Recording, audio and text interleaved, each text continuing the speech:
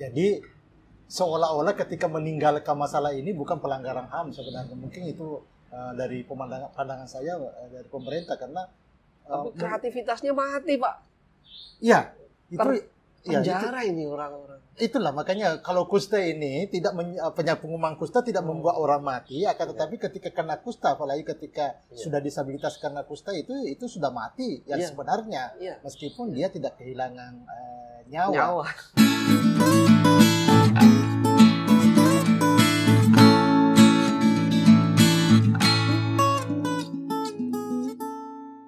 Halo teman-teman, ketemu lagi dengan saya di channel Joni Yulianto dan Salam Inklusi. Teman-teman, kusta masih ada di sekitar kita. Dan bersama saya ada dua tamu yang merupakan aktivis penggerak teman-teman yang pernah mengalami kusta dari Tegal dan juga dari Indonesia bagian timur, tepatnya Sulawesi Selatan. Kita sapa dulu. Apa kabar, Opa? Kabar baik, terima kasih Mas. Nah, undangannya. Terima kasih. Saya juga diundang ini. Apa kabar Mas Ambali? Baik Mas Joni. Sehat. Mas Joni gimana kabarnya? Baik. Wah, ini saya punya kesempatan yang sangat berharga karena ketemu dengan penggerak-penggerak dari Tegal dan juga dari Sulawesi Selatan. Opa mungkin bisa perkenalkan dulu. Saya memanggilnya Opa Al-Kadri, tapi tentu akan lebih afdol kalau Opa sendiri yang memperkenalkan. Ya, terima kasih Mas Joni untuk kesempatan ini. Nama saya Al-Kadri, yang memang mayoritas panggil saya Opa. Kenapa Opa? Karena saya sudah generasi ketiga anak-anak yang kami dampingi yang mengalami kusta. Jadi mayoritas anak yang pernah mengalami kusta itu memanggil saya Opa. Jadi memang panggilan akrabnya Opa. Panggilan kesayangan dari para dampingan. Iya. Luar biasa. Opa berarti bergiat di organisasi atau komunitas? Ya, saya ada organisasi dari dan untuk orang yang pernah mengalami kusta. Itu namanya Permata, Perhimpunan Mandiri Kusta. Itu secara nasional, tapi kami baru bergerak di 5 provinsi, yaitu Sumatera Selatan, Jawa Timur, NTT, Sulawesi Selatan, dan Maluku. Jadi kami baru ada di 3 provinsi, tapi kami mengatakan Permata Indonesia. Permata Indonesia, tapi di berapa? 5 provinsi? Baru 5 provinsi. Luar biasa. Kalau Mas Kambali. Iya Mas Joni. Gimana? Coba silahkan perkenalkan diri dulu. Saya Hambali dari Tegal Kabupaten Tegal.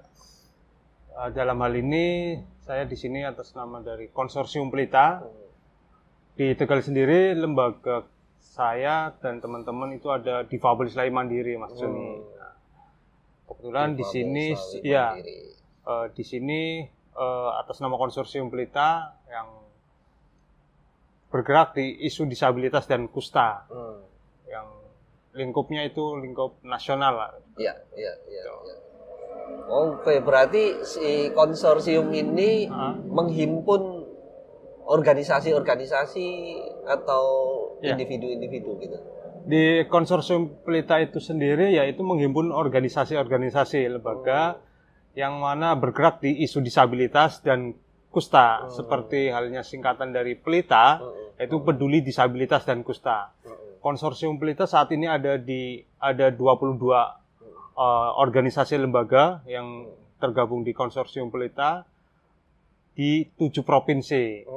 Salah satunya tadi sudah di awal Opa Al-Kadri dari Permata Indonesia menjadi salah satu anggota, dan kebetulan Opa Al-Kadri sendiri pun menjadi salah satu dewan pembina ataupun dewan penasehat di Konsorsium Pelita.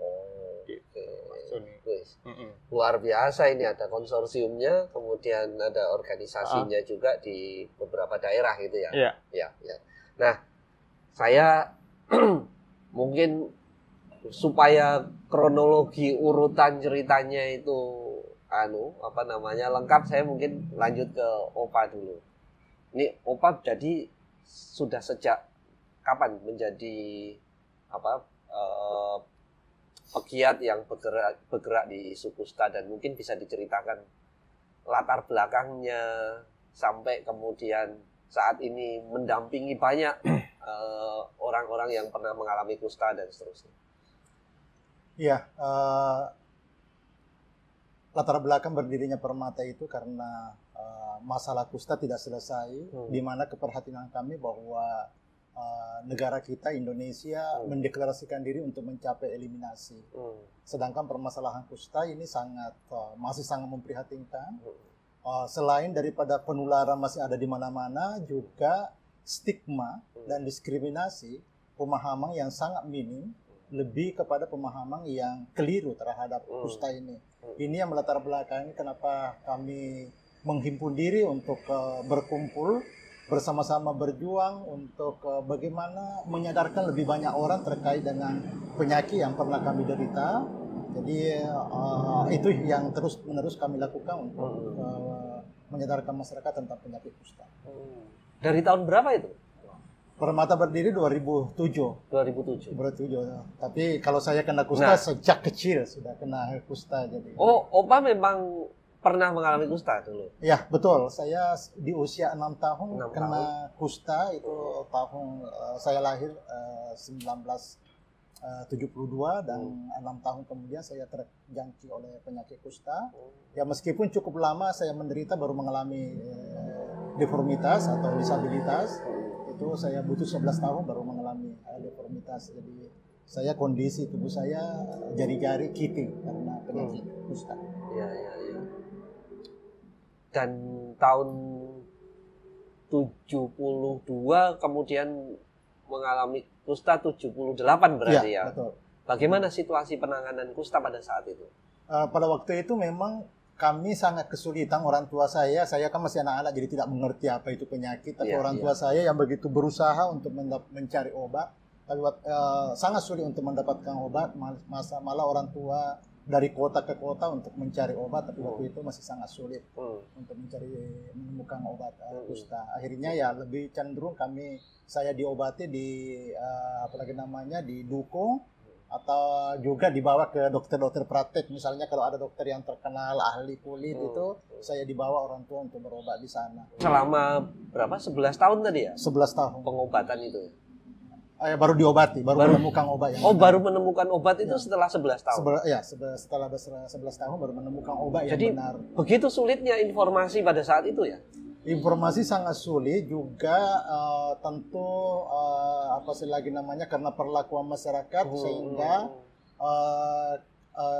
keluarga lebih banyak mencari obat secara sembunyi-sembunyi karena dia juga tidak mau terlalu diketahui oleh tetangga bahwa ada keluarga, ada anaknya yang kena penyakit kusta. Jadi ini juga permasalahan, ingin berobat tapi di sisi lain ingin supaya orang lain tidak tahu. Ada keluarga yang kena penyakit kusta. Dan mungkin Opa sedikit di antara orang yang mengalami kusta itu yang beruntung dalam artian punya keluarga yang punya keinginan besar untuk mengusahakan pengobatan dan lain-lainnya. Itu betul sekali, saya beruntung dari segi orang tua, khususnya orang tua dan saudara itu beruntung karena mereka memiliki perhatian yang sangat akan dibandingkan dengan teman-teman yang lainnya. Ketika ada keluarga yang kena kusta itu ada yang memang dibuatkan rumah-rumah di kebun, ada juga yang memang langsung diungsikan ke rumah perkampungan kusta. Nah saya waktu itu orang tua tidak menginginkan saya untuk tinggal di perkampungan kusta meskipun saya sendiri sudah mengetahui bahwa saya kena kusta harusnya saya masuk di perkampungan. Seharusnya masuk di perkampungan atau dibuatkan rumah-rumah seperti dengan orang kusta lainnya. Tapi mama saya yang bersikeras bahwa tidak akan melakukan itu karena engkau adalah anak saya. Itu yang almarhum orang tua mama saya yang berjuang. Meskipun keluarga dekat, sepupu, saudara dari orang tua semuanya menjauhi keluarga saya karena ada yang saya kena kusta. Jadi bukan saja warga yang mendiskriminasi keluarga saya, tapi keluarga sendiri menjauhi. Itu lebih jarang untuk datang ke rumah karena malu ada keluarga yang kena penyakit kusta. Itu di umur berapa itu? Saya umur 6 tahun sudah kena kusta dan di selang usia 6 tahun itu sampai saya usia 18 sampai 19 tahun itu mengalami diskriminasi yang sangat luar biasa dari keluarga. Masa-masa itu masa-masa tadi ya, itu ya, dijauhi ya, dan seterusnya. Ya, 11 tahun itu. Ya, betul-betul. Tapi setelah saya betul-betul sakit, waktu itu ya ini penyakit kusta memang sangat berbahaya karena bisa membuat orang luka, disabilitas apa dan sebagainya. Ya mohon maaf, saya dulu kurang lebih 2 tahun hidup membusuk di rumah, disimpan di kamar saja karena orang tua tidak mau membuang saya.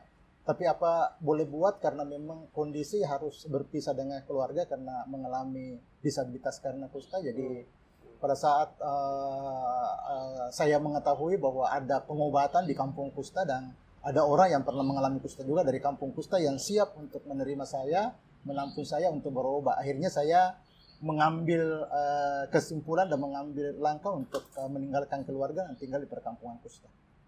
Oh, jadi akhirnya tinggal di sana, sempat tinggal di sana juga? Bukan sempat tinggal, saya malah lebih senang tinggal lagi di perkampungan kusta setelah saya diobati di kampung kusta dan terus sembuh dari penyakit dan saya direhabilitasi di rumah sakit kusta selama 3 tahun. Nah, di situ setelah saya direhabilitasi itu ada dampak yang sangat luar biasa karena jari-jari ya sudah kiting itu sedikit membaik karena dioperasi rekonstruksi. Nah, di sini yang membuat saya akhirnya memutuskan untuk menetap di kampung kusta. Kenapa? Saya menetap di kampung kusta karena saya sudah tahu pada waktu itu, karena saya sudah besar, sudah paham bahwa di stigma yang ada di kampung saya ketika ada keluarga yang kena kusta, maka perempuan tidak ada yang mau melamar, keluarga perempuan tidak ada yang mau melamar, dan keluarga laki-laki tidak ada yang mau terima lamarannya karena ada keluarga yang kena kusta. Ini yang memaksa saya harus meninggalkan keluarga supaya tidak ada lagi keluarga saya yang terdiskriminasi atau tidak laku, tidak bisa menikah karena ada keluarganya yang kena kusta. Jadi bukan karena Opa Al-Qadri tidak mau terdiskriminasi, tapi karena dengan Opa tetap tinggal di keluarga, keluarga juga akan merasakan dampak itu. Gitu. Sangat, ya betul. Ini karena memang stigma pengetahuan masyarakat yang sangat keliru, akhirnya itu yang membuat bukan karena ada kemauan keluarga, malah keluarga beberapa kali datang di perkampungan untuk jenguk, mereka menangis dan meminta untuk saya kembali ke kampung halaman, tapi itu saya tolak karena itu saya paham betul bahwa dampak dari situasi saya akan berdampak kepada semua keluarga ketika diketahui bahwa ada keluarga yang mengalami kusta. Oke. Itu tahun 90-an berarti ya kira-kira. Tahun 90-an, betul. 90-an ya. Oke. Nah, saya beralih dulu ke Mas Kambali. Ya. Gimana ceritanya di Tegal nih? Di Tegal, Difabel Slawi Mandiri ya.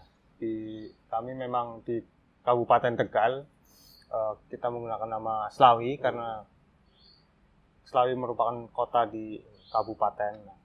Situasi di Kabupaten Tegal itu sendiri memang dari isu disabilitas dan kustanya, ya dari segi kusta memang di Kabupaten Tegal itu masih cukup tinggi. Tiap tahun dan tahun 2023 kemarin, ya kasus kusta baru itu 230-an. Itu memang angka yang hampir stagnan di situ di tiap tahunnya. Nah, ketika kita konfirmasi ke pemangku kepentingan di situ, dinas kesehatan memang ya, isu kusta itu kenapa sampai tinggi terus? Ya penemuan kasus barunya itu paling cepat itu terlambat 1 tahun di Kabupaten Tegal, makanya. Nah kasus baru itu akan muncul terus setiap tahunnya dan angkanya pasti akan sangat tinggi terus gitu. Karena dalam kurun waktu 1 tahun itu otomatis sudah ada. Karena keterlambatan penemuan dan penanganan pengobatannya pun akan terlambat, penularan kasus barunya itu setiap tahunnya pasti itu akan muncul dalam kurun waktu yang inkubasi penularan kustanya. Nah, sedangkan walaupun di Kabupaten Tegal itu, di Tegal, program penanggulangan pencegahan kustanya sudah cukup berjalan, tapi ya kita kembali lagi bahwa penemuannya aja udah terlambat, penanganan yang sedemikian rupa pun menurut kami itu sudah terlambat juga ketika penemuannya terlambat, penanganannya juga terlambat. Di sisi lain di isu disabilitas pun di Kabupaten Tegal ya kita sedang mendorong lah melalui ya apalagi di masa-masa pilkada ini. Kita kemarin sempat sepil lah 2 calon kepala daerah. Kita menyampaikan bagaimana isu disabilitas dan isu kusta itu biar bisa menjadi prioritas entah siapapun yang terpilih nanti. Jadi kita bermainnya di ya dua-duanya kita deketin. Jadi memang strategi kita ya seperti itu. Disabilitas di Kabupaten Tegal memang sudah ada peraturan tentang perlindungan dan pemenuhan hak disabilitas di yang mana sejak tahun 2021 waktu itu kita dorong bersama dengan teman-teman di Kabupaten Tegal. Akan tetapi implementasinya yang ini kita dorong upayakan bagaimana hak-hak penyandang disabilitas dan orang yang pernah mengalami kusta hak dasarnya bisa terpenuhi yang secara regulasi sudah ada tapi implementasi dan pemenuhan haknya yang masih sangat minim menurut kami dan kita dorong melalui forum di Kabupaten Tegal itu ada forum peduli disabilitas sejak tahun 2012 ya kita dorong agar bisa masing-masing dinas ataupun pemangku kepentingan itu berperan bersama mendorong pemenuhan hak layanan dasar terutama di Kabupaten Tegal untuk disabilitas dan orang yang pernah mengalami kusta. Gitu. Ya. Nah, ini nanti saya akan banyak bertanya soal penanganan kusta, tapi mungkin sebelum ke sana agak ke belakang sedikit. Difabel Slawi Mandiri itu sendiri apa namanya? Kapan mungkin bisa diceritakan kapan berdiri, lalu sejauh ini apa saja yang sudah dilakukan sampai kemudian juga melakukan advokasi berkaitan dengan OYPMK. Ya. Difabel Slawi Mandiri itu sendiri terbentuk sejak tahun 2010. Tepatnya di bulan Desember lah. Jadi sejak tahun 2010 kita memang dibentuk melalui program pendampingan. Waktu itu oleh PPRBM Solo. Kita didampingi program sampai 5 tahun. Dalam hal ini untuk meningkatkan kapasitas pengurus, meningkatkan kemandirian pengurus, dan bagaimana pengurus Difabel Slawi Mandiri ini bisa menjalankan organisasi Difabel Slawi Mandiri ke depan. Nah, selepas tahun 2015 memang kita lebih didorong untuk mandiri. Kita mulai dikenalkan dengan lembaga donor secara langsung untuk melakukan kegiatan, melakukan advokasi mandiri dan beberapa kegiatan yang sudah kita lakukan sampai tahun ini. Memang advokasi mandiri terkait dengan kebijakan-kebijakan di level kabupaten melalui tadi ya Forum Peduli Disabilitas, kita pendekatan-pendekatan ke Bapeda, ke Dinas Kesehatan, Dinas Sosial untuk bagaimana penyandang disabilitas dan orang yang pernah mengalami kusta bisa mendapatkan haknya, bisa ikut berpartisipasi aktif dalam proses pembangunan yang ada di Kabupaten Tegal. Di isu kusta secara spesifik kita mendorong dan kita juga advokasi dan lobby ke Dinas Kesehatan. Sejauh mana kita memonitoring ataupun terkait dengan isu kusta, penanggulangan kusta di Kabupaten Tegal yang mulai tahun belakangan ini mungkin sedikit adanya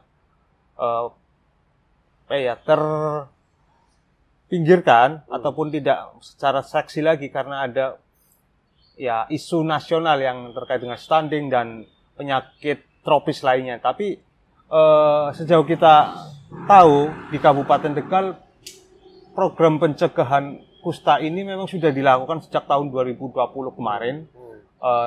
Sejak zamannya adanya COVID itu sudah ada yang namanya kemoprofilaksis. Cuman ya belum secara menyeluruh yang kita tahu, dan kita juga sering koordinasi dengan Dinas Kesehatan setempat melalui wasor kustanya, dan kita juga tetap dari segi kedinasan dan kita secara dari lembaga Difabel Selain Mandiri mendorong bagaimana orang yang pernah mengalami kusta itu bisa mulai membuka diri, mulai mau berpartisipasi aktif melalui kelompok ataupun di tingkat desa. Jadi kita dorong melalui program-program yang kita dapat dari lembaga donor tersebut, Pak. Anda ini lebih cocok jadi orang Pemda kayaknya daripada harusnya ya. Akan tetapi mungkin jiwanya sebenarnya kita juga pernah disebut sih. DSM itu sebenarnya LSM, tapi LSM-nya plat merah karena gitu. Kesannya membantu ataupun membantu di membantu pemerintah kan, kerja-kerja gitu ya? pemerintah. Nah, iya. kita juga sering menyepil juga di tahun ini DSM juga mendapatkan itu Pak Suni dari program Kiat Gesit.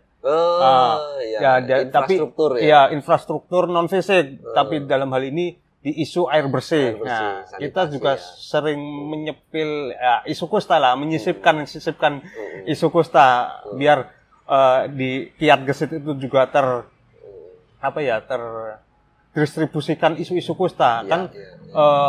Mas Joni mungkin lebih tahu lah dari Kiat Gesit kan fokusnya di disabilitas kan, disabilitas. Nah, itu mungkin sebuah program baru sebenarnya yang kita di isu air bersih ini karena yang sebelum-sebelumnya DSM di isu disabilitas yang terkait dengan kebijakan, terkait dengan fisik, mempengaruhi pemerintah. Nah, ini di sektor air bersih memang sebuah program baru dan isu baru bagi kami memang yang untuk belajar lebih bagaimana memang ada miss lah antara air bersih dengan kusta, air bersih dengan disabilitas, bagaimana mereka bisa mengakses layanan, kebersihan, akses airnya, dan beberapa di Kabupaten Tegal sendiri itu ada satu desa yang di kecamatan itu yang angka disabilitasnya cukup tinggi dan angka kustanya juga cukup tinggi, yang mana sumber airnya atau tanahnya itu sudah tidak layak konsumsi dan buat mandi saja sebenarnya menurut boleh menyebut itu ya UNICEF itu sudah tidak layak digunakan untuk mandi dan mencuci peralatan makan. Nah, itu angka disabilitas dan kustanya cukup tinggi di situ. Tapi ini kebetulan atau memang secara ilmiah memang ada kajiannya bahwa sanitasi yang kurang baik itu berkorelasi dengan munculnya kusta. Ya, kalau di desa itu salah satu disebut desa Pesarian itu memang sudah ada beberapa kajian terkait dengan limbah B3 yang sangat tinggi di desa tersebut. Memang satu di situ home industrinya di besi. Nah, yang kedua jaringan air yang untuk itu tidak ada, dan ketika harus menggali yang dalamnya lebih dari yang sumur pada umumnya itu masih ada kontaminasi B3-nya. Nah, itu juga sudah dilakukan oleh beberapa lembaga yang penelitian itu juga yang bisa mengakibatkan disabilitas, dan mungkin dari unsur kusta, mungkin dari segi kebersihan mungkin dari kebersihan bagaimana orang yang habis bekerja di situ airnya saja sudah tidak layak untuk digunakan. Dari kita sih menyebutnya memang dari segi faktor bakteri tadi kusta itu karena bakteri, dari bagaimana kita menjaga kebersihannya juga sangat harus dijaga, sedangkan di desa tersebut airnya sudah tidak layak. Itu menjadi salah satu faktor menurut kami, Pak Joni. Nah, betul menarik. Dan di salah satu kontennya Solider itu Mas Adi sempat ada obrolan panjang juga dengan Kang Abdul Mujib waktu itu soal apa namanya kusta itu seperti apa, kemudian bahkan sampai pada apa penanganannya dan seterusnya. Teman-teman nanti bisa cek juga di sana. Obrolannya seru sih. Tapi, nah yang menarik kan gini. Tadi dari Opa Al-Qadri cerita soal betapa diskriminasi itu begitu kuat gitu ya. Kemudian di tahun 80-an informasi, akses terhadap obat itu begitu sulit sehingga orang yang mengalami kusta kemudian harus bertarung dengan keluarganya sendiri, bertarung dengan masyarakat di sekitarnya, melawan stigma dan seterusnya. Tadi kemudian Mas Kambali cerita soal bagaimana respon negara gitu. Sebenarnya sudah ada. Sudah mulai dilakukan dengan dorongan-dorongan dari teman-teman masyarakat sipil, teman-teman organisasi disabilitas, organisasi OYPMK gitu ya kira-kira. Nah sebenarnya ini tahun 2024, kita punya presiden baru. Tantangan dalam penanganan kusta itu sebenarnya, mungkin saya ke Opa Al-Qadri, sudah berubah belum sih Pak? Situasi kita dalam hal orang-orang yang mengalami kusta, kemudian tantangannya, dan kemudian negara, wujud tanggung jawab negara terhadap situasi ini sudah ada perubahan belum dibanding dengan dulu waktu Opa Al-Qadri kecil berjuang gitu? Iya. Kalau terkait dengan kita berbicara perubahan, tentu ada perubahan, khususnya perubahan di segi pengadaan obat dan di segi efektivitas kerja obat. Itu yang saya lihat bahwa itu ada perubahan, perbaikan ke sana.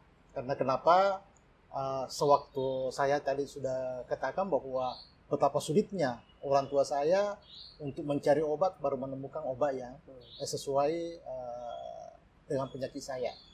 Nah sekarang kalau kita melihat bahwa ketersediaan obat itu ada, setiap puskesmas menyediakan obat. Ya meskipun dalam tanda kutip bahwa masih sering juga stok obat khusus negara kita, ini juga menjadi masalah sebenarnya. Tapi hal yang lain tidak berubah signifikan menurut penglihatan saya adalah pemahaman masyarakat yang masih sangat tidak baik terhadap penyakit ini. Ini sebenarnya penting sekali untuk kita perangi bersama. Pemahaman yang keliru itu lebih mengutamakan pengetahuan mitos dibanding daripada pengetahuan yang sebenarnya tentang penyakit ini. Karena ya penyakit ini kan kita bisa sama-sama melihat betul-betul bisa disembuhkan.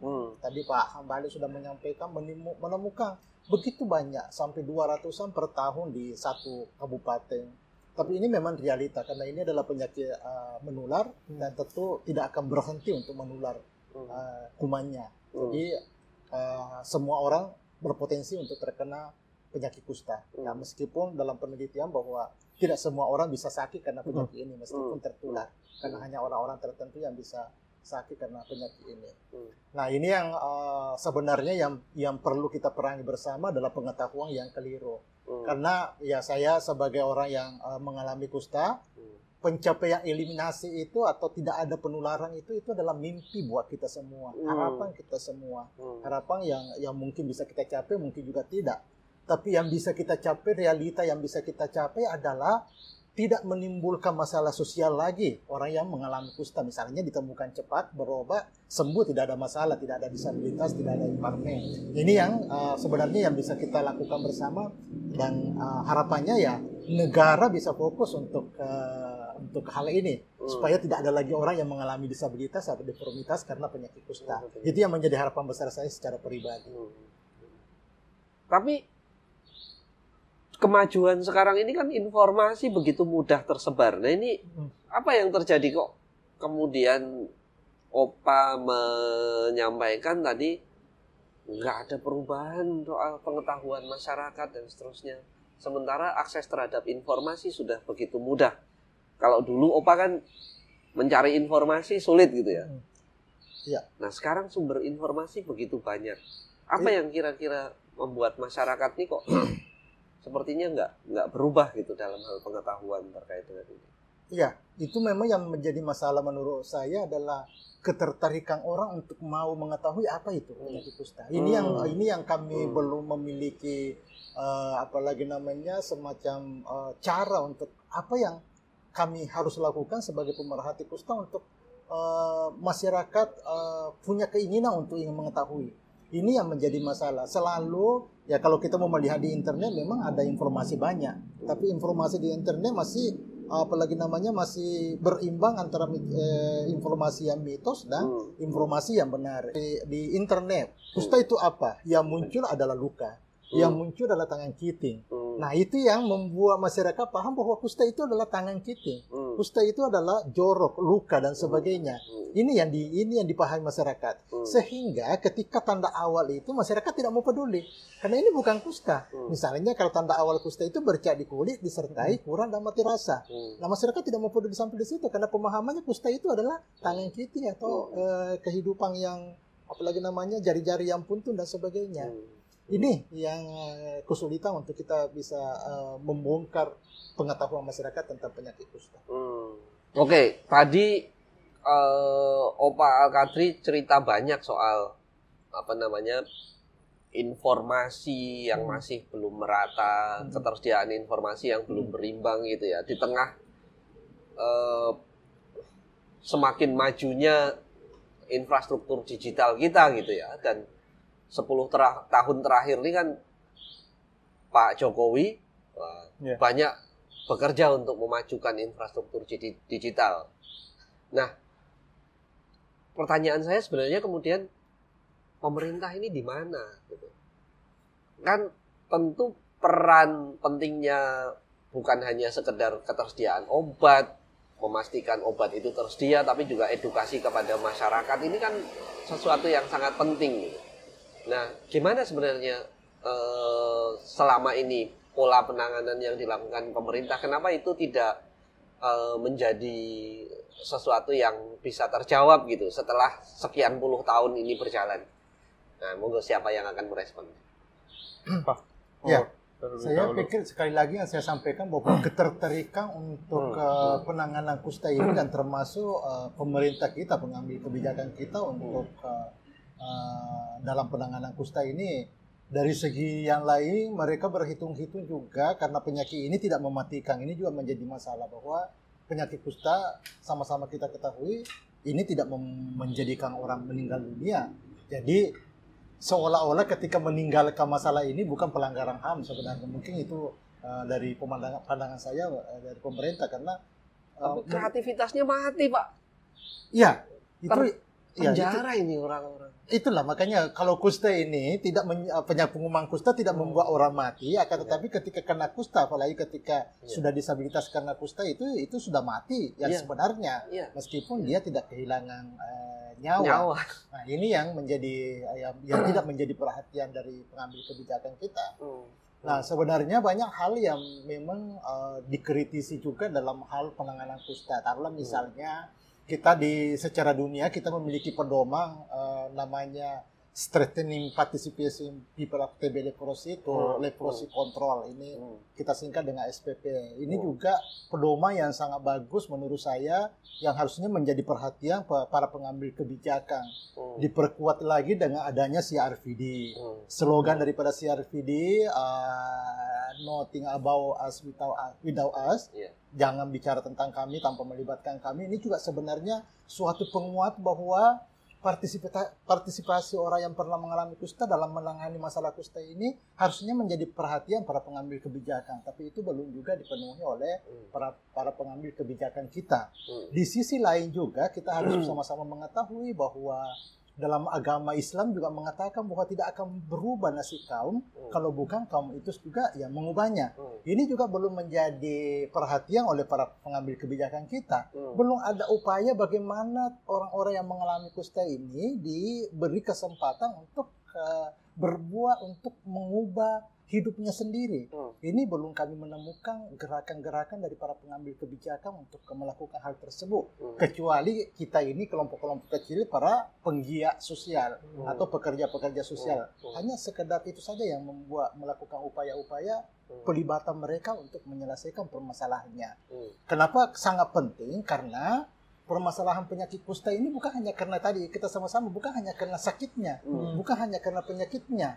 Jadi harusnya pemerintah bukan hanya menyiapkan obatnya, akan tetapi ada permasalahan yaitu pemahaman yang keliru, stigmanisasi.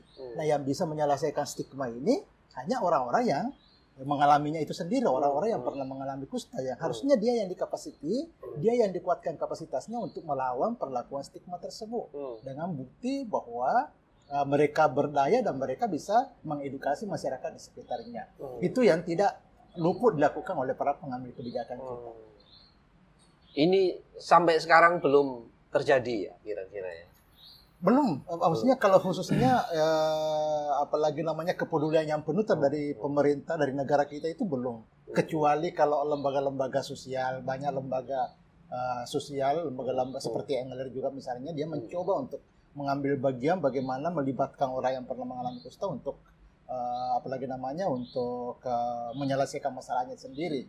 Dan terus kita juga di sini sebagai penggiat organisasi tadi ada kelompok konsorsium dan tentu Permata lebih kepada itu untuk meningkatkan kapasitas orang-orang yang pernah mengalami kusta. Tapi kami sangat kecil untuk menangani permasalahan kusta yang begitu besar di negeri kita ini. Betul. Nah, ini semakin banyak terlihat tantangannya ya dengan situasi yang sebegitu berat soal pelibatan, partisipasi dan menempatkan orang-orang yang pernah mengalami kusta sebagai aktor untuk memerangi stigma yang minim. Ini menurut Mas Kambali gimana? Artinya begini, teman-teman sebenarnya kan sudah banyak bergerak gitu ya, bergerak dengan banyak dukungan dari sumber-sumber non pemerintah, katakanlah NLR dan mungkin pihak-pihak yang lain. Ketika itu tidak ada misalnya, bahkan di tengah sekarang ini sebenarnya kan kebijakan kita sudah semakin membaik. Itu sebenarnya ruang itu semakin dibuka nggak sih oleh pemerintah? Atau bahkan bukan sekedar membuka ruang, tapi didukung nggak sih untuk terus melakukan itu? Ya, satu mungkin menyoroti tadi ya, yang pertama menambahkan terkait dengan informasi ya, Mas Joni. Terkait informasi memang yang kami ketahui bahwa sosialisasi pengetahuan tentang kusta itu masih sangat kurang yang dilakukan oleh dinas terkaitlah dalam ini dinas kesehatan ya. Kenapa itu bisa kami statement seperti itu? Ya, kami menjumpai bahwa seseorang yang terkena kusta ketika dilakukan sosialisasi, mereka mempunyai usaha ekonomi pribadi, ekonomi untuk menghidupi. Itu begitu ada sosialisasi dilakukan oleh dinas terkait, itu bukan menjadi lebih baik tapi menjadi bumerang. Bagaimana menjadi bumerang? Orang yang pernah mengalami kusta itu diundang, tapi sosialisasi itu dilakukan cuma beberapa saat saja lah, yang akhirnya informasi itu tidak diserap dengan baik oleh masyarakat. Usaha yang orang yang pernah mengalami kusta itu akhirnya gulung tikar, yang mana sebenarnya itu menjadi tumpuan penghidupan keluarga. Karena masyarakat tahu. Iya, karena masyarakat tahu itu. Oh, ternyata si A jualan ini orang kena kusta. Akhirnya ketika jualannya itu masih dilanjutkan, ya, tidak ada yang membeli. Bagaimana proses ekonomi untuk menghidupi keluarga itu bisa berjalan dan membaik, justru malah tidak berkembang dan akhirnya tidak laku sama sekali. Itu yang menjadi sebuah bumerang dari adanya sosialisasi, karena mungkin penyampaian informasinya tidak tersampaikan kepada masyarakat dan tidak secara kontinu pemberian informasi tadi terkait dengan isu kusta. Mungkin maksud Mas Hambali berarti sebenarnya seharusnya sosialisasi ini lebih banyak, pertama lebih banyak kepada masyarakat gitu ya. Iya, lebih banyak ke masyarakat dan melindungi orang yang mengalami kusta. Iya. Gitu ya. Iya, satu itu. Terus jangan cuma 1-2 kali saja. Jadi pemahaman itu harus tetap disampaikan baik melalui media tadi ya. Secara langsung ataupun media di puskesmas terutama ya. Mungkin yang secara tingkat untuk pengobatan kustanya ada di puskesmas, dan informasi-informasi tentang kusta itu harus lebih bagus lagi dikemasnya. Yang kita ketahui di Google juga pun ketika kita ketik kusta, yang misalkan muncul yang gambar itu gambar yang serem-serem lah, bagaimana orang akan mencari isu kusta tadi, ketertarikan itu pun akan sangat akhirnya kusta seperti ini ya. Udah, ketika ada informasi dia kena kusta, ya udah, stigma tadi, baik stigma dirinya muncul, stigma lingkungannya muncul, itu yang membuat ya pemahaman masyarakat yang walaupun sudah dikasih paham ya tetap saja ketika 1-2 kali saja dan informasinya belum tersampaikan dengan benar. Kita sih kalau di Tegal bahasanya seperti ini, barangkali orang diundang sosialisasi kan, orang diundang sosialisasi itu penyampaian baru separoh, ternyata saya izin pulang ya, kan gitu kan. Baru kusta itu penyakit menular, nah, itu orang udah pulang. Nah, bisa jadi tersampaikan ke tetangga dan keluarga itu ya nggak utuh kan, baru sepotong. Nah, itu yang kita sampaikan, dan kita pun mendorong bahwa ke dinas kesehatan, puskesmas, harapannya informasi-informasi itu jangan cuma 1 kali dan secara terus menerus lah, bahwa informasi itu sangat dibutuhkan. Tadi terkait dengan yang kedua ya, tadi yang terkait dengan Mas Joni tadi, apa sih yang seharusnya ya, yang untuk peran pemerintah itu tadi ya, dari segi itu ya kita menilai dari segi ya, bukannya ya tadi yang disampaikan Mas Joni, ini saya harusnya jadi orang Pemda. Ya, menurut kami dari yang sudut pandang kita yang di kabupaten itu masih sangat kurang sebenarnya, Mas Joni, dari segi pelibatan pemerintah terhadap organisasi di baik secara organisasi disabilitas, karena di Tegal itu adanya organisasi disabilitas, tapi kami ketika ada yang mengundang atau melibatkan kami, dari apa kita lihat dulu topik pembahasannya, isunya apa ya, kita berupaya mulai di tahun-tahun 2 tahun ini kita melibatkan orang yang pernah mengalami kusta. Mungkin bahasanya di OPA itu anak muda. Nah, kita sedang menggali dan melibatkan anak muda agar bisa ikut berpartisipasi dan terlibat aktif dalam proses-proses yang ada di pemerintahan gitu. Ya, ini penting memang betapa informasi dan edukasi.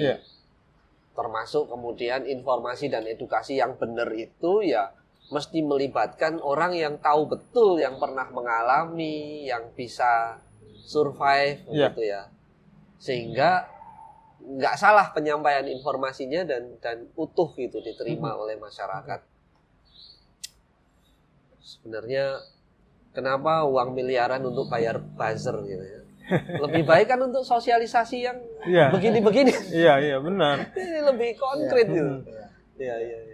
Nah, artinya kan ini tantangan saat ini semakin, atau boleh dibilang belum penanganan kusta belum menjadi sesuatu yang mudah gitu saat ini.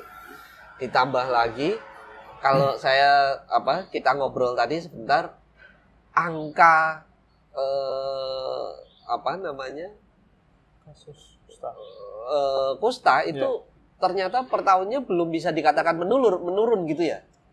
Apa ya? Ya tergantung Mas. Yang kami selalu mengatakan bahwa ketika daerah itu menurun, angka kustanya menurun, bukan berarti kustanya tidak ada penularan. Kemungkinan kustanya akan justru penularannya meningkat. Kalau misalnya mengambil contoh di saat COVID, saat puncak COVID itu kasus kusta turun, luar biasa turun, karena tidak ada yang bekerja untuk kusta ini.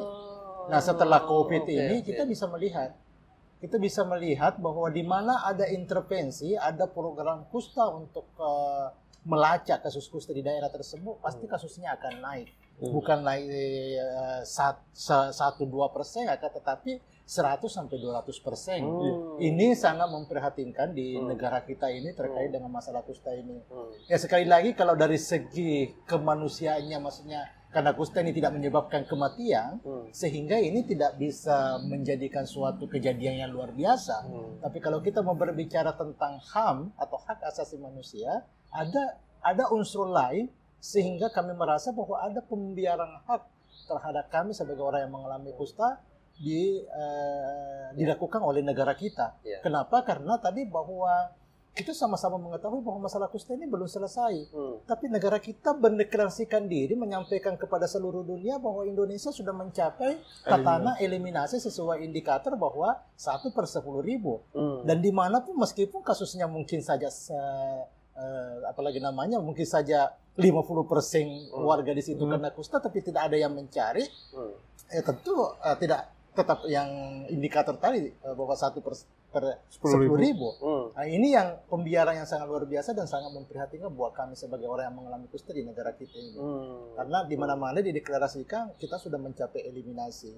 Dan daerah yang sudah mendeklarasikan mencapai eliminasi, anggaran kustanya dinolkan. Tidak ada lagi upaya-upaya untuk mencari kasus kusta di daerah tersebut. Begitupun juga skill petugasnya. Di puskesmas yang sudah mencapai eliminasi, tidak ada lagi orang yang memiliki skill untuk mengagnosa penyakit ini. Nah, sehingga daerah tersebut saya yakin akan sangat berbahaya dengan penyakit ini. Jadi sekali lagi tidak bisa menjadi kejadian luar biasa karena tidak mematikan. Ini yang membuat kusta menjadi masalah. Artinya angka boleh turun, tapi kesiapsiagaan petugas, edukasi, ketersediaan obat dan seterusnya tetap harus selalu ada gitu ya. Itu sangat betul. Tidak kemudian angka kita sudah turun, kemudian perhatian berkurang, tidak lagi menjadi prioritas, itu yang salah ya kira-kira ya. Betul. Dan seharusnya semakin mencapai yang namanya eliminasi, semakin diperketat pengawasan itu supaya kita bisa mempertahankan mempertahankan pencapaian tersebut. Akan tetapi ketika pencapaian eliminasi dan terus kita meninggalkan situasi tersebut, ya kita menjadi lengah dan penyakit ini adalah penyakit menular dan pasti akan menggerogoti warganya yang di sana kalau tidak ada upaya-upaya untuk mencari penyakit itu. Ini semoga Menteri Kesehatan dan Presiden baru mendengar. Menjadi harapan besar. Menjadi harapan besar kita bahwa permasalahan kusta ini dari komunitasnya kami yang memiliki jaringan di antara sesama mengalami kusta ini, permasalahannya sangat tinggi. Betul. Ini yang kita harus sama-sama mengetahui di mana penanganan yang tidak bagus lagi, di mana-mana terjadi disabilitas karena penyakit ini, terjadi reaksi berulang, penderitaan terus berlanjut tanpa ada penanganan yang baik terhadap mereka yang mengalami kusta. Itu yang sangat memprihatinkan buat kami sebagai orang yang komunitas yang sebagai orang yang mengalami kusta. Nah ini dengan tantangan yang masih sebegitu besar, kemudian harapan dari peran pemerintah yang masih harus kita dorong-dorong, kemudian kan teman-teman punya konsorsium begitu ya kira-kira ya. Punya konsorsium Pelita tadi yang harapannya dengan konsorsium ini gerakan-gerakan kita bersama untuk memperkuat penanganan kusta ini menjadi lebih kuat dan lebih didengar. Nah, dari tantangan yang tadi sudah banyak kita elaborasi, apa yang kira-kira akan menjadi fokus dari konsorsium ini? Dari beberapa tantangan yang ada ya di lingkup nasional di Indonesia tentang kusta, fokus konsorsium ke depan memang salah satunya ya kita untuk mendorong dalam hal ini melalui advokasi kebijakan Mas Joni yang sudah ada di Indonesia, apalagi kemarin yang terbaru ya undang-undang tentang kesehatan juga kan yang akan lebur jadi satu kalau nggak salah, itu yang menjadikan sebuah bisa menjadi nilai positif juga bisa menjadi nilai yang negatif untuk penanganan kasus kusta terutama di wilayah daerah-daerah di Indonesia. Ini mungkin ke depannya kita konsorsium pelita melalui jaringan lembaga organisasi yang saat ini ada di 22 lembaga baik di disabilitas maupun yang kusta, itu kedepannya itu untuk bisa bersama mendorong ke advokasi ke level nasional untuk ya tadi penanganan isu kusta itu biar tidak maksudnya terlupakan lagi lah. Kemarin-kemarin gampangnya apalagi isu kusta sudah masuk ke salah satu penyakit tropis terabaikan lah, masuk di NTDs. Jadi ada beberapa penyakit tropis jadi satu, tidak spesifikasi penanganan isu kusta lagi akhirnya karena masuk di salah satu isu penyakit tropis. Nah, teman-teman di konsorsium pelita berharapnya sih sebenarnya isu kusta itu tidak dijadikan satu kan dengan NTDs, biar fokus di isu kusta ya yang sebenarnya masih sangat seksi tapi menjadi kurang seksi lah menurut mungkin pemangku kepentingan di sana. Akhirnya ya itu ketika sudah berbicara eliminasi ya sudah dampak dan konsekuensi dari kusta itu sudah tidak terfikirkan lagi gitu. Itu menjadi mungkin fokus konsorsium pelita di ke depan. Artinya teman-teman ingin tetap menjaga supaya kusta, penanganan kusta itu tetap menjadi prioritas dalam program-program Kementerian Kesehatan maupun penyelenggaraan layanan kesehatan di daerah begitu ya. Ya, tidak cuma di layanan kesehatan saja sebenarnya. Karena tadi pasca rehab medik ataupun pasca RFT, Release Treatment, bisa jadi ya yang saya sampaikan tadi dari segi ekonomi pekerjaan itu yang itu kita kan jadi ada beberapa lintas dinas atau lintas kementerian yang bisa bertanggung jawab ataupun bisa menjadi leading sector dari kusta itu, tidak cuma di lingkup kesehatannya saja tapi di pemberdayaannya, mungkin di tenaga kerjanya, mungkin juga di sektor pendidikan, karena ada juga temuan karena terkena kusta di lingkungan sekolahnya juga sudah ada stigma, akhirnya mereka itu lebih milih tidak melanjutkan sekolah karena kurangnya informasi tadi. Dan peran dari dinas terkait ataupun kementerian terkait itu yang kita harapkan bisa saling kolaborasi di lintas sektor, bukan di satu kementerian kesehatan saja tapi ada di kementerian lainnya. Kalau dari Opa apa kira-kira yang penting untuk menjadi fokus dari konsorsium, barangkali kalau menambahkan dari Mas Hambali? Ya, tentu ya saya setuju tadi bahwa advokasi untuk bagaimana para pengambil kebijakan ini memberi perhatian khusus untuk khususnya terkait dengan isu masalah kusta ini. Dan kami juga berharap bahwa konsorsium bisa juga semakin memperluas jaringan kerja-kerja kolaboratif antara lembaga-lembaga. Kita sama-sama mengetahui bahwa isu kusta ini sangat sulit untuk kita kita membuat orang untuk tertarik peduli. Tadi bahwa adanya yang pemahaman yang keliru dan sebagainya, ini yang menjadi sulit untuk diperjuangkan kusta ini. Kami sangat bersyukur karena kusta ini bisa bukan sangat bersyukur tapi kami mensyukuri karena kusta ini dapat menyebabkan disabilitas Sehingga isu disabilitas itu kami mencoba juga untuk mengadvokasikan kepada penggiat-penggiat disabilitas agar kusta ini dapat diperhatikan, karena kita bisa menghitung berapa banyak penyandang disabilitas yang disumbangkan oleh kusta ini. Jadi ya mohon untuk menjadi perhatian juga para penggiat disabilitas untuk memperhatikan isu kusta ini. Ini yang menjadi harapan besar kami kepada konsorsium untuk semakin melebar, semakin memperluas kerja kolaborasi dan mempromosikan bahwa masalah kusta harus menjadi perhatian kita semua. Oke.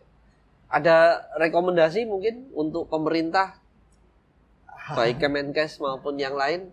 Ya, tentu banyak hal yang menjadi harapan kita khususnya kepada Kemenkes adalah bagaimana penanganan kusta ini bisa betul-betul menjadi perhatian, bukan hanya pada saat mereka, maksudnya pada pengobatannya, karena kita mengetahui bahwa pengobatan kusta sekarang ini betul-betul bisa disembuhkan dengan pengobatan canggih yang namanya multi drug therapy (MDT).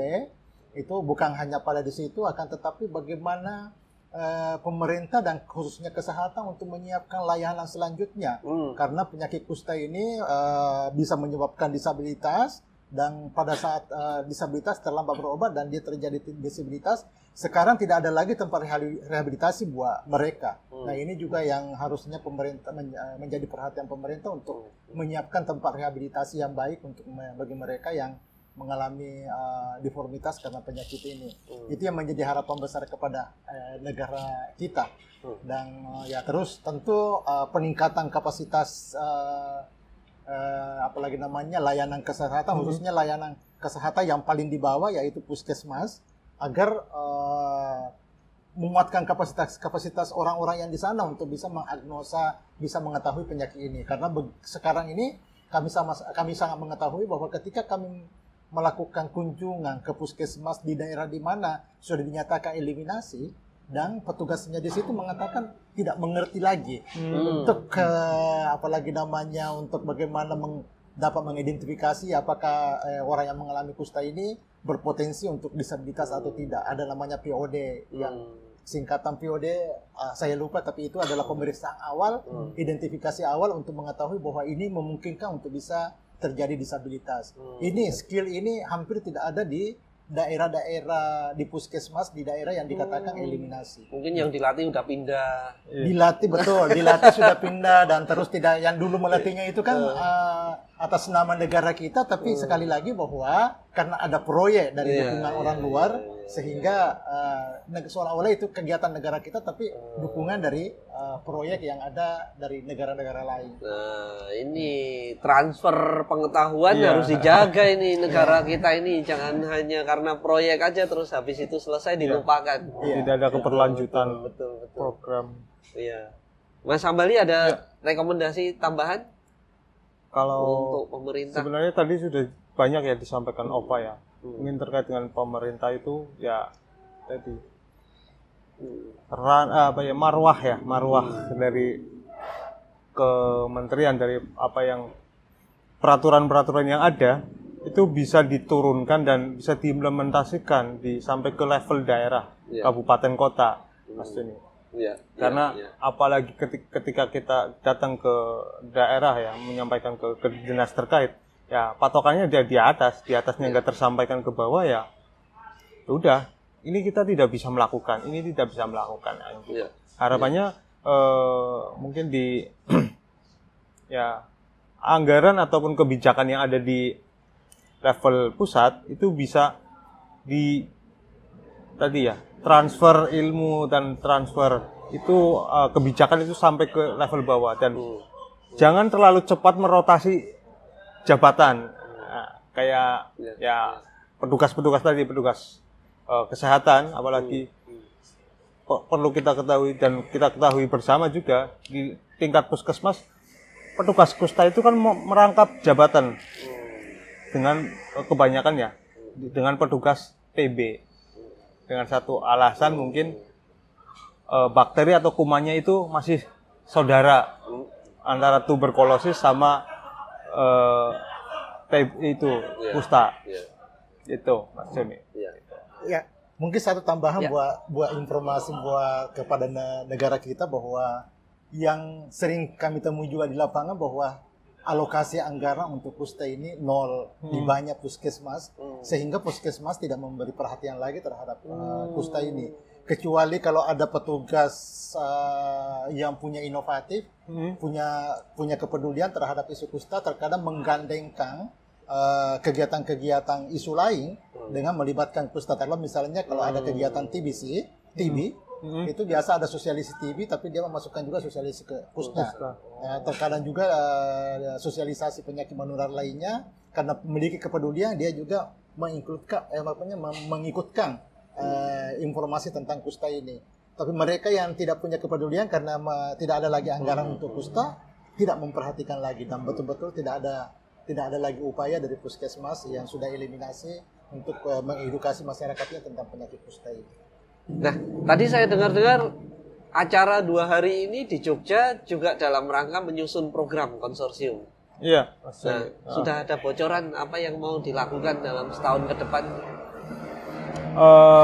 Untuk bocoran mungkin belum sampai ke situ karena ini baru hari pertama.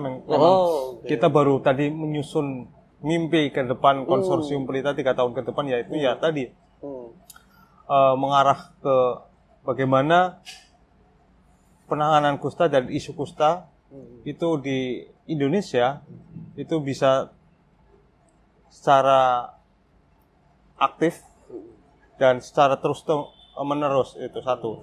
Yang kedua mungkin terkait dengan bagaimana perpihakan dan keterlibatan orang yang pernah mengalami kusta dan kita sebagai konsorsium pelita itu bisa proaktif ke sana,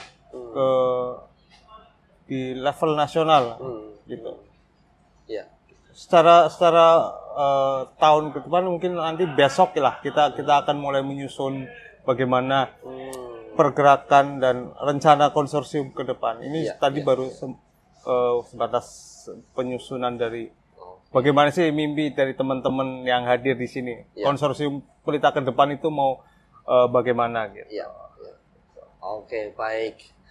Ya, teman-teman terima kasih banyak ini Mas Hambali dan Opa sudah ngobrol panjang, tapi saya kira yang menarik adalah bahwa dan bisa kita ambil sebagai pesan kita bersama adalah bahwa kusta harus kita tangani sebagai kepedulian kita bersama, gitu ya. Setiap kita tentu punya peran, dengan pengetahuan kita bisa menginformasikan yang benar. Ketika kita punya pemahaman yang lebih, kita juga kemudian bisa memberikan informasi yang sesuai tentang kemana orang yang mengalami kusta harus berobat dan seterusnya. Pemerintah juga punya kewenangan, dan tentu yang tidak kalah pentingnya adalah bahwa penanganan ini harus komprehensif ya, bukan hanya soal obat tapi juga bagaimana sesudahnya. Kemudian orang yang pernah mengalami kusta untuk tidak dijauhi, tapi justru harus kita rangkul dan kita ajak untuk sama-sama berdaya, begitu kira-kira. Terima kasih, semoga sukses. Siap Mas Joni, terima kasih penyusunan programnya. Dan kita ketemu lagi di konten-konten berikutnya. Sampai ketemu dan salam inklusi. Salam inklusi.